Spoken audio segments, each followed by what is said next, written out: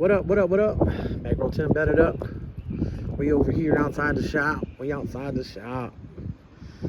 Got this Monte Carlo sitting right here on these 26-inch Ruchis by MSC Race Cars Mike. No cut to the back.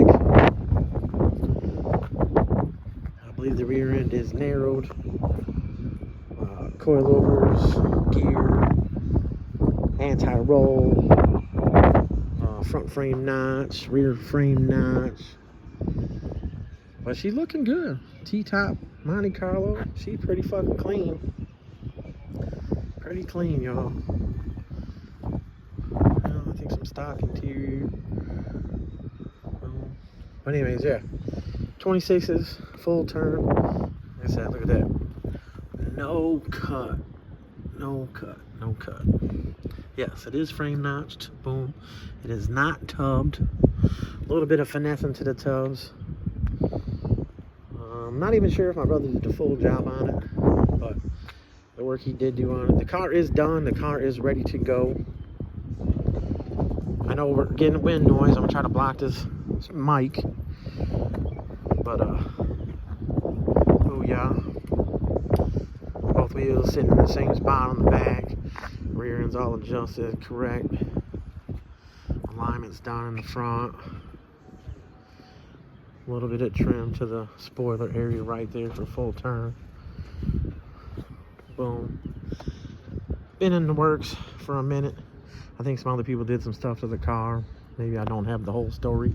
Don't quote me on everything, but another Monte Carlo SS hitting the streets. I'd have figured with the day being this nice out, you know, that you would have came and grabbed it, and you can drive it home. Car's been test drove up and down the street. The car rides good, drives good, full turn, doesn't pull to the left or to the right. Boom. So yeah, if it was my car, I'd have picked it up. We got that box Chevy sitting over there. Another one, MSC Race Cars Mike did. 7-inch lip, QA1 uppers, lowers, Viking coilovers. Not sure exactly what's done to the bag. I know it's narrow, but this is a 7.5 rear end in it, and they're changing it now to an 8.5 rear end, because this has got the big block in it that came out of the silver Chevelle. Y'all seen that? So now this one's got the big block in it, and it's got a stock gear, so you know the stock gear doesn't work. But yeah, you can see through there the QA1 uppers, QA1 lowers, the Viking coilovers. Boom. This is a 80, what did we figure out the other day? It's an 87. It's an 87. It's got all the VIN number etched on all the glass. Some nice shit. This is my style that I like over LS box. You can see the roof needs a little work, as in at the top. The padding is a little whatever, but who knows when it was done? I don't know. But she tucking nice. They got the other rear end in there. I forget what they're waiting for. They're waiting for something to swap out the whole rear end to an 8.5. But those are 26s on there. But we over here at obviously my shop, Bet It Up Kustoms, and obviously over here we got Kill 'Em All Customs. Got MSC Race Cars Mike right there. Boom.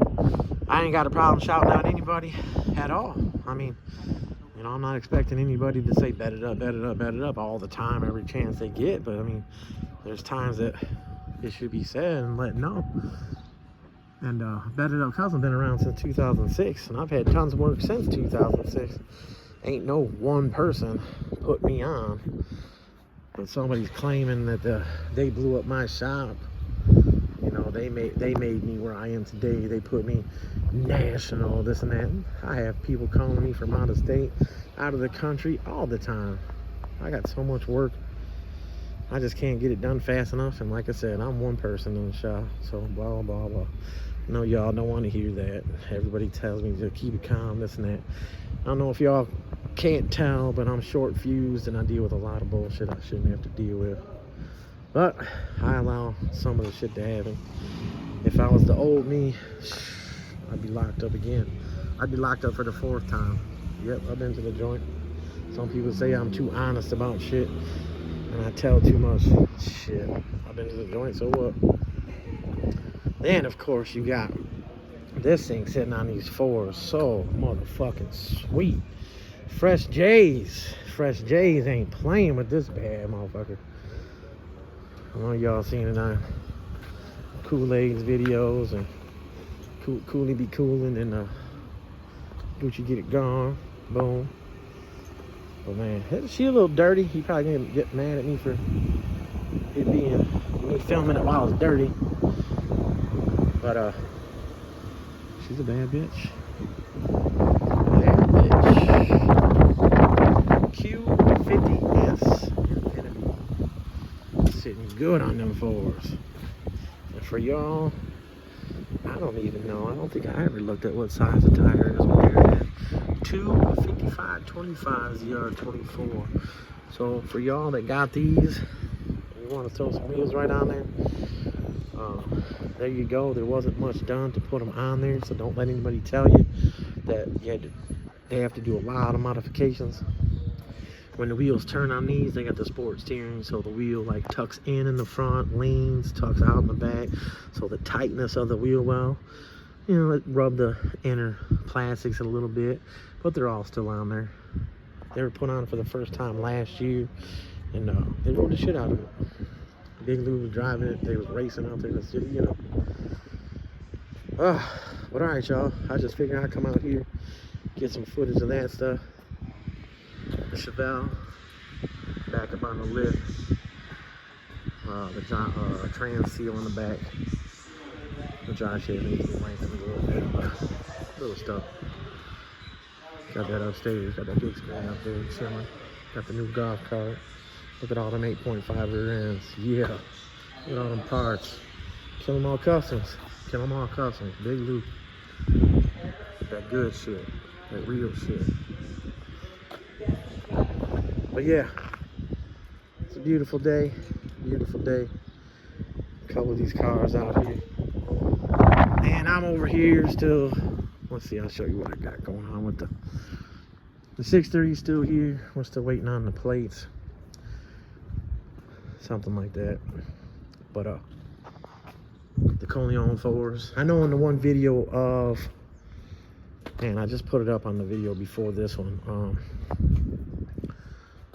Skinny's Malibu, the 630 Bullies, the brown twin turbo Malibu, the bad motherfucker. I had said Forgiatos for the wheels, but the wheels are you know, Coleon 4 that are on that car. My bad. Sometimes I get ahead of myself. But anyways, this thing I had cleaned up, painted, and I had ground these frame tails down so I could put some paint on them. And they ended up, you can see how bad it's pitted there. I didn't think it would be that bad, but I had to really dig down into it. And it completely covered my whole shop in the rust dust, which you can see the light watch. You can see that's the rust dust. So the rust dust got on all that, so now I gotta wipe all that down. As you can see, when I tightened the upper control arms in there, it broke that off, which is a mixture of undercoating and just some basic surface rust over the years. I got the cross brace up in there.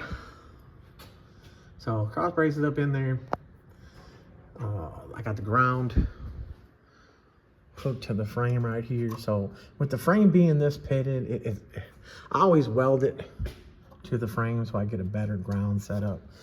The tube on this side, which is already painted, but the weld started to like burn through and pop, and it wasn't right. So I went back over it. Boom. The welds on the inside of this is for the anti-roll.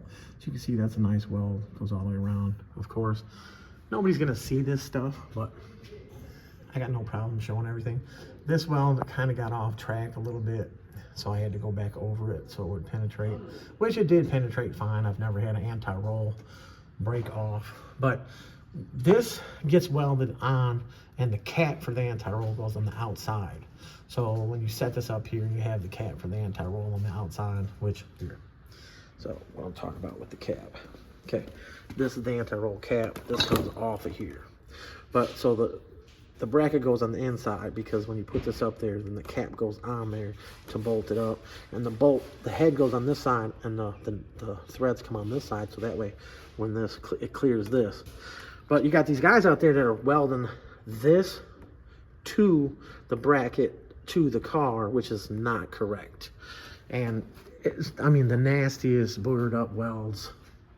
So again, I was gonna show before I painted, but the outside ones came out a little rough, but the inside ones came out, you know, pretty smooth. Again, I don't hide anything at all. To do the underneath of this car 100%, it would have needed to be blasted, you know, sandblasted, stuff like that. But it is getting coated with spray paint. Like I said, I do not use undercoating. Look, this side did the same thing when I tightened it up. Brand new bolts, nylon nuts on the other side, so it's totally locked, but I tightened it real tight. You know, these inserts in here are not the exact, but it tightened it. When it tightened it, you know, flexed that shit off of there. So I'll go around with a little paintbrush. The wife likes to do that too, go around with a little paintbrush after I'm done with stuff, and you know, take the paintbrush, spray the paint into the cab, and go around to everything, touch everything up. But last night I had to pull the 6.3 back in here. I was gonna set the rear end in it, so just use some mechanics wire, tied these up, boom. I got, you know, the super drop boxes. Take these skinny inserts. So if you get a set of these arms, and then you get a set of the drop boxes, the super drop boxes come with the bolt and come with these sleeves or inserts, where, like I said, the other ones, you see the car side is fatter. Normally the one with the groove in it is a metric, but this one's got a groove in it, and it's a 9/16 hole. Box Chevys, you got to watch out, because you'll have a 1/2-inch bolt hole car, and then you'll have a 9/16 bolt hole car. So when you buy these control arms, sometimes you need to know. Now, a 1/2-inch bolt will go into the 9/16 bolt hole and tighten up, but then under pressure, you could get it to start clanging and banging inside that hole, which last year, Flacco's, the white box Chevy from Chicago, LS, Volanos, his arms were on there for a while, but somebody else that had worked on it and didn't even realize that the arms weren't tight, and they were sloppy in the hole. So I have a ton of extra of the 9/16 pieces, so I took and changed it, put the 9/16 bolt, put the 9/16 inserts, because there was a lot of slop. So little things like that you got to watch out. The car side here, this is a 9/16 bolt.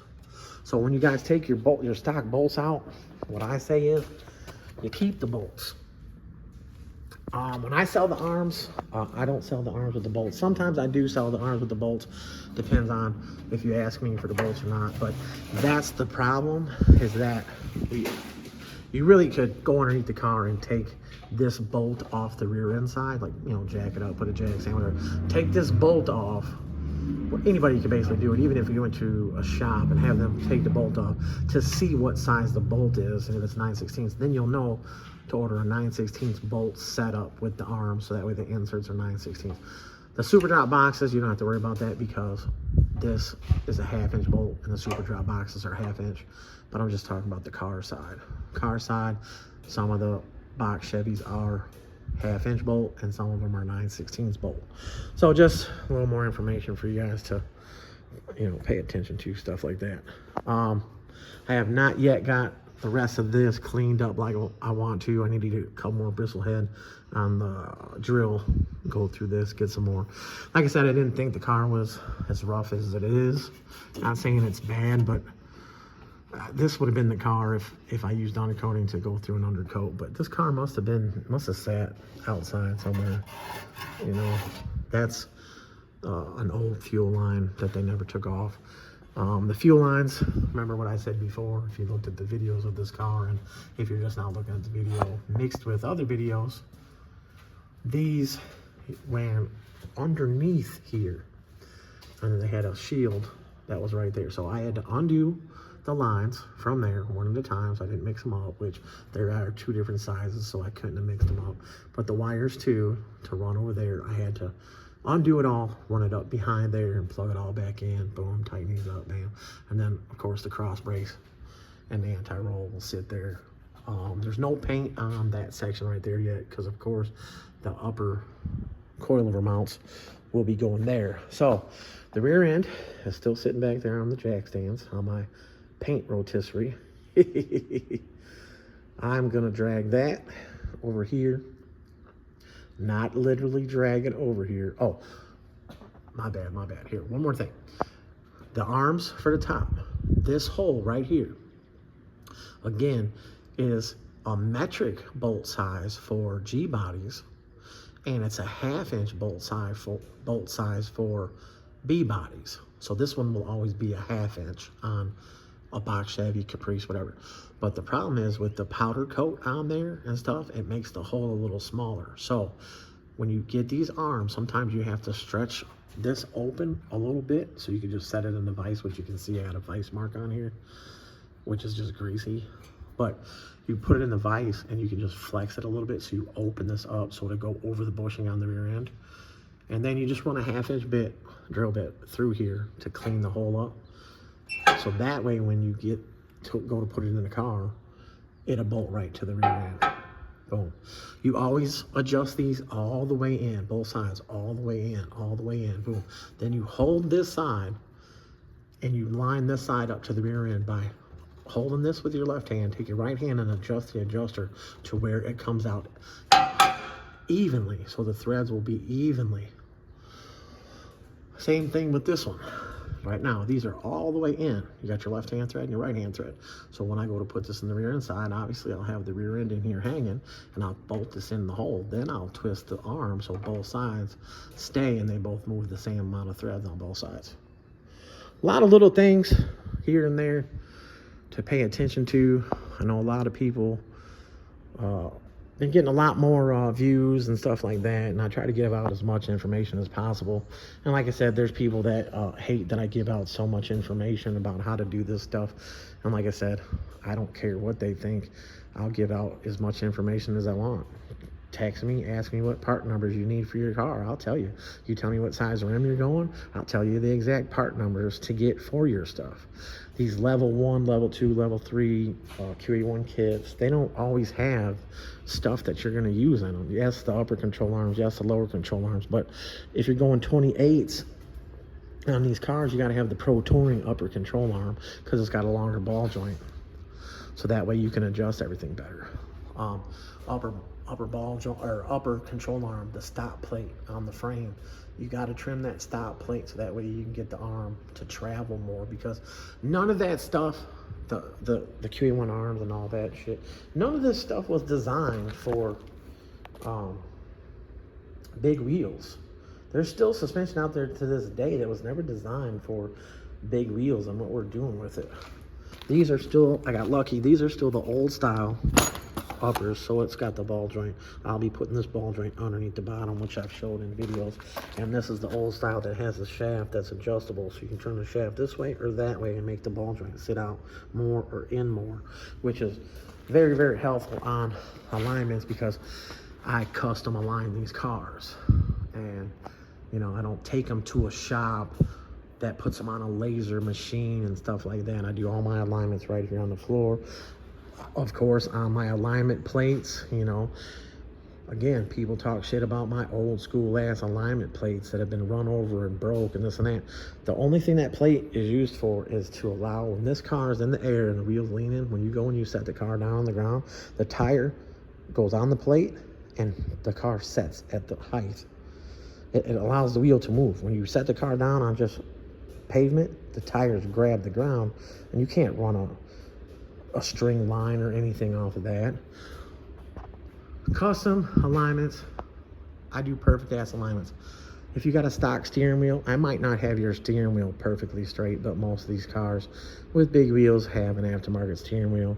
The center cap to the steering wheel you can put wherever you want. So if you wanted to say Forgiato, you wanted to say whatever wheel you got, you can straighten it out.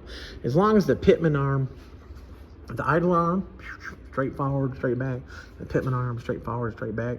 Then when I set all this and the tie rod sleeves, the tie rod sleeve, when it gets put on the tie rods, you put it to an even amount of threads on both sides.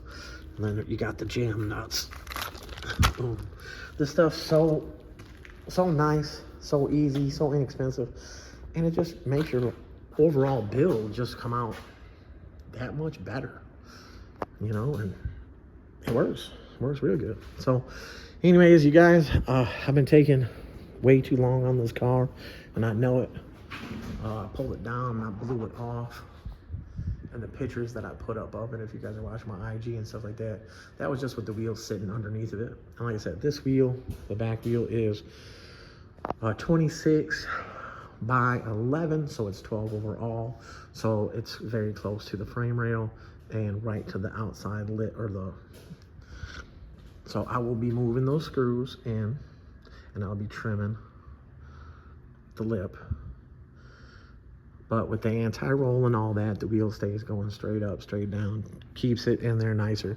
The car will come out maybe sitting a pinch higher because the car is being set for the 28s, and in a couple months or maybe beginning of next year, he will have me put the 28s on it. That's why I fully notched the front.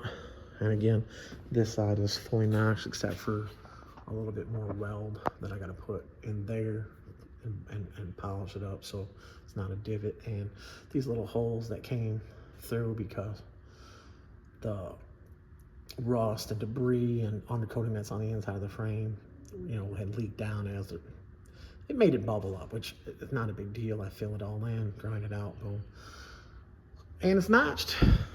So I'm gonna get this done in the next couple days. Yes, I said it before. I gotta go get some more paint because I ran out of those 8 cans that I just got the other day. Let's see, the rear end took 2 cans. Boom, the underneath of the car took, a lot of cans already. So I gotta do some more. I know everybody keeps telling me, oh, you should get the 5-gallon setup.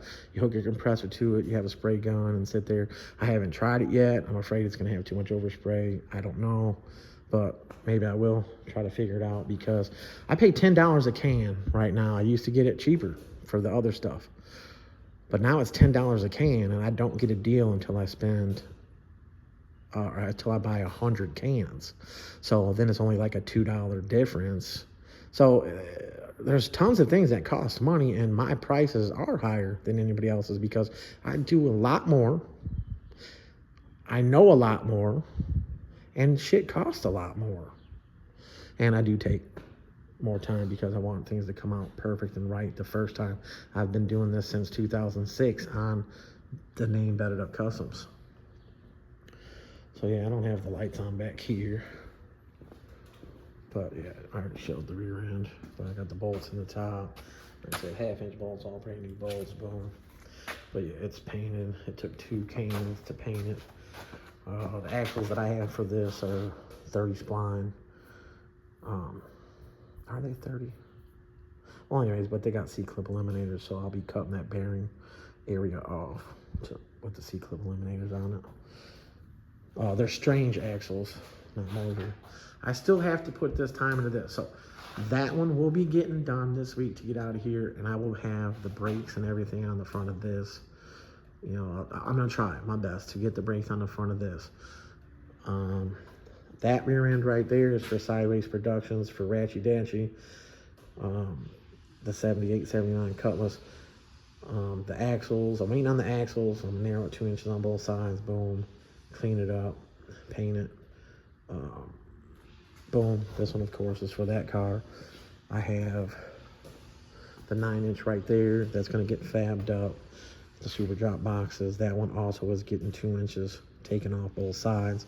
I'm waiting for those axles to come back because they were Mosier axles 35 spline, 9-inch of course. Getting them cut down, re-splined.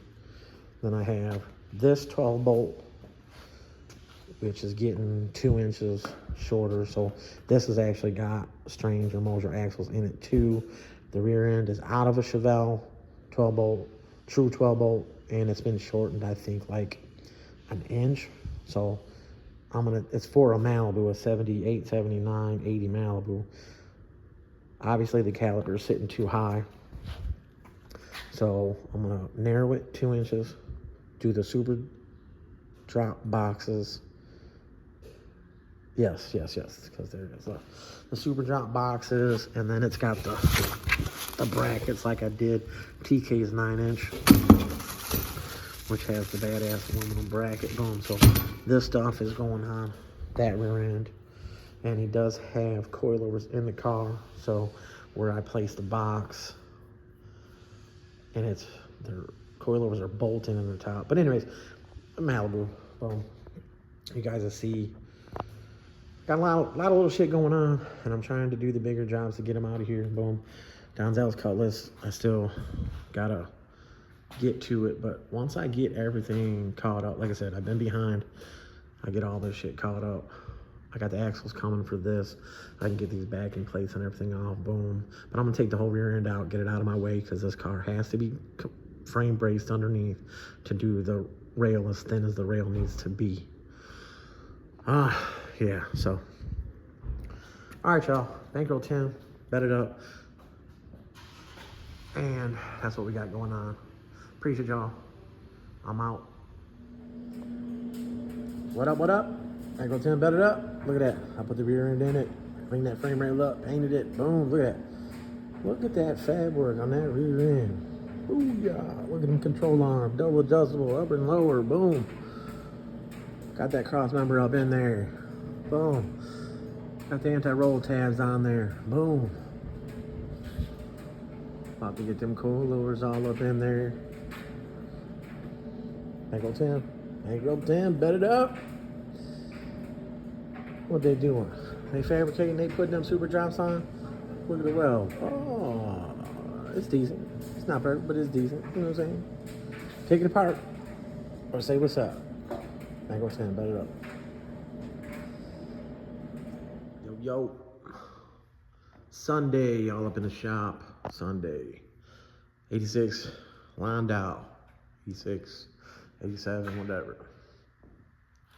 Corleone Forest. The wheel is 26 by 11, so it's 12 inches overall. Boom. Getting put on the back of this. Car's sitting set up for 28s though. I know I've said it over and over and over. I got the rear end up in it. The rear end is up in it, all fabbed up. I'm about to put the coilovers on it. But yeah, no frame knobs. The 12-inch wheel fits in there fine. The cross brace. I know I said it already, it's in there. Oh, here we go. Oh, it's dead. This one's been taking me a minute. I got a lot of other things going on. But about to put these coilovers in the back. I'll set the rear end at the height that I want. So I'll have my stands underneath the rear end. I'll set the rear end up at ride height that I want. I'll square the rear end. I'll set the pinion angle. Make sure the rear end side to side is where I want it. Both even. Boom. Then I will set the coilovers up and have the upper tabs on there. Set it all. Mark where I want it to be in between the frame and there. Boom. Obviously it's going to follow this up, which I like to keep it as tight to the frame rail as possible. So that way with exhaust, anybody can always run right through here, you know, between the anti-roll and the coilover. If you go in too far with the coilover, you block that area. But if you go in more with the coilover, the lower control arm box can't go that far in. So then you got the coilover over here, mount to the rear end. Then you got the box here. This way is obviously way sleeker, custom fit, boom.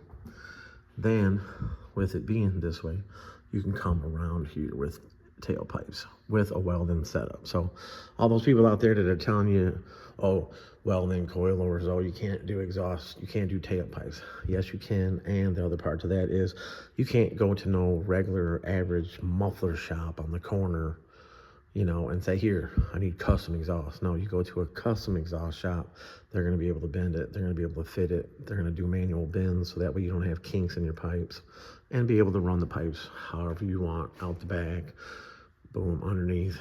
Drops, you know, I cut these tails off, but having them cutouts or drops, did I cut these off? Maybe.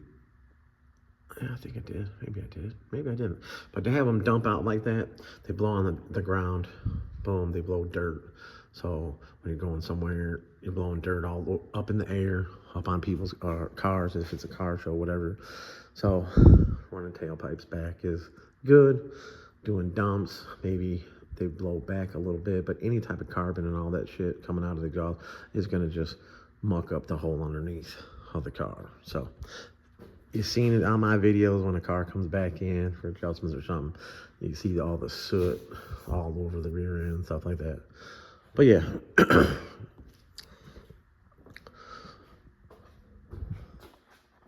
Cleaned up these wheel wells. Ground the shit out of this frame rails. Painted it, boom, with the new paint. Like I said, it's a semi-flat, so it actually does. Actually, I think does come out better than the semi-gloss. But anyways, I clocked the ends, as you can see. So instead of the caliper being back here, now the caliper is going to be down back here. The rear end is narrowed. What did I go? 3? I think I went 3 inches from stock. 2.5 to 3 inches is what I went from stock. So the caliper placement would be, if it was straight up here, it would be close to the frame with some tuck. But now that it's down here, the caliper will be down here. So it's going to have plenty of room right there. Super drop box, 15 hole, boom. Just a badass setup, you know. I do things totally different. Meaning, I mean, the rear ends from car to car end up looking the same, which is fine. It's just, you see another place or other place, whatever, they just put that well-mounted bracket like this right on the housing, and sometimes they're not even straight, they're angled back, and it just looks horrible. This brings everything together, ties everything together. It's going to last longer. Got way more adjustability. Boom. If you want to race the car later on, you got all this adjustment here to make the car hook. Boom. Like I said, the higher you go, the more spin you're going to get. The lower you go, the more hook you're going to get. A lot of little things. Always go double adjustable uppers and lowers so you can set the rear end. I explain on how to adjust those arms on plenty of the videos. You screw them all the way in, have it on the car side, put it in the rear end side with it all the way in, and then you'll be able to watch how much. I'm over, I don't want to turn. I probably jammed it. But anyways, then you adjust it, and it's double adjustable, so when you move it, you know, both sides move, so boom. Then if you're too short, you move to the back hole, or if you're too long, you know what I'm saying, you move to the back hole, then you got more adjustment forward to back. So the car will fit from 4s, sitting with a good gap here, to 6s, good gap here, to 8s, good gap, you know what I'm saying. So it'll all fit, totally adjustable. Anti-roll with 4s on it. If you tuck the shit out of it, the anti-roll, you couldn't use the upper mount anti-roll. You'd have to go with the under mount because it puts the rear end, well, a 4 would be farther forward, so it would clear. But 28s, obviously, the car's going to sit higher. So 28s, they come close when we're tucking the back of the rear end because the rear end would be back here more. And the anti-roll has to be tucked as far back as possible. I've seen some of these cars with the bar above the rear end, and then the anti-roll hook to it, and the way the links go, and it's all jacked up, and then the top of the rear end is hitting there. Or you'll see some of these box Chevys that don't squat for shit at all, and that's why. It's because they put the cross brace in there and the anti-roll to there, but the housing, because the bar is too far forward, If that bar is even a ½ inch farther than where it is now, it's going to end up hitting the top of the housing if this car was 28. But since I know how to put that bar all the way back, cross member, whatever, all the way back, I can get the clearance, and I know how to set pinion angle and all that, which, you know, pivots to rear end and all that. And I could get it to tuck, but, which you'll find out on the 81 Landau. You'll see how bad I'm going to tuck the shit out of that car. Dude wants it tucked, and that's the next big project that's going to get out the door.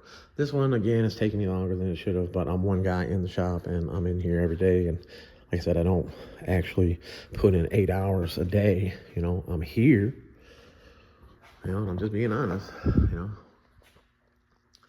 But yeah, I still got to notch this side, but my focus is today to get the coilovers on the back,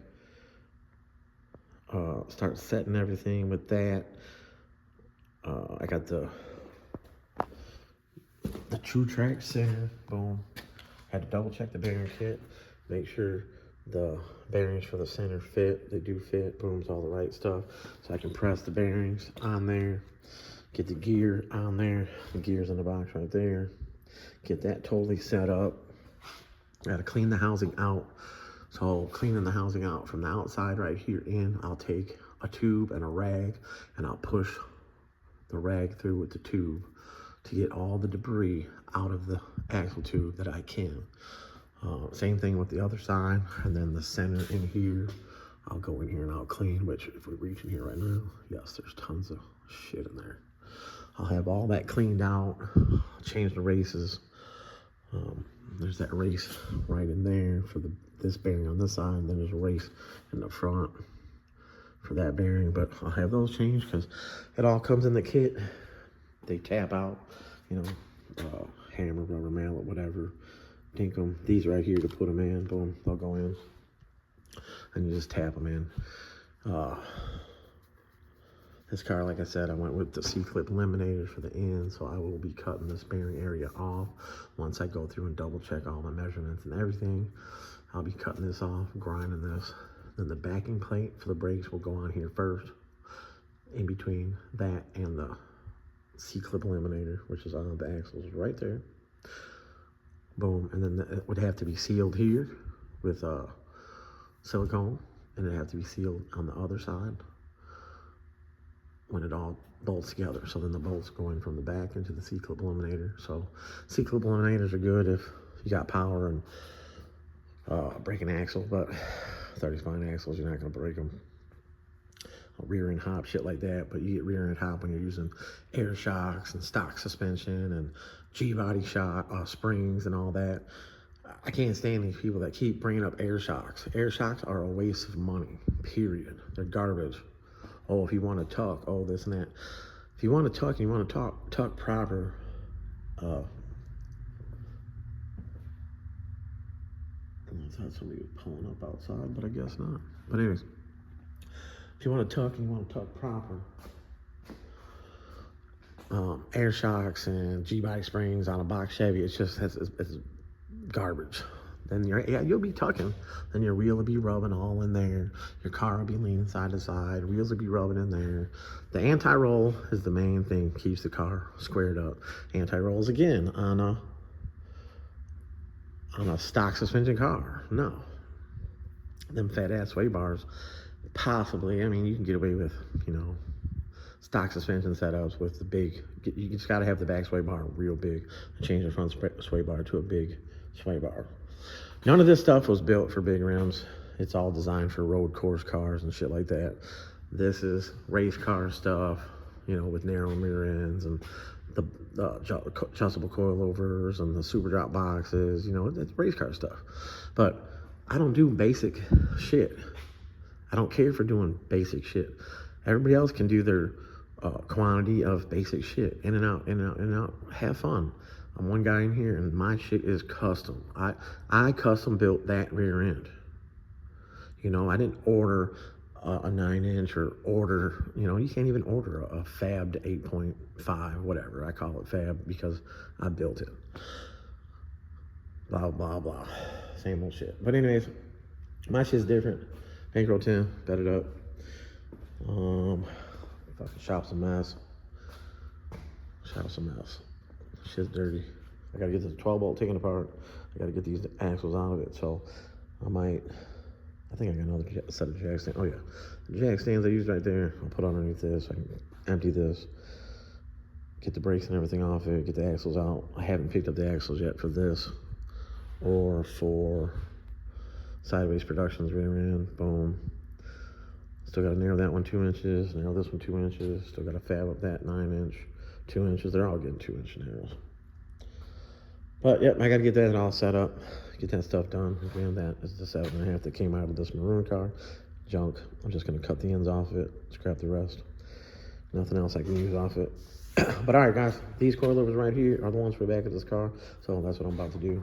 So more footage and info. 86 Landau, 86 coupe, 86 whatever, with obviously an 87 to 90 nose on it.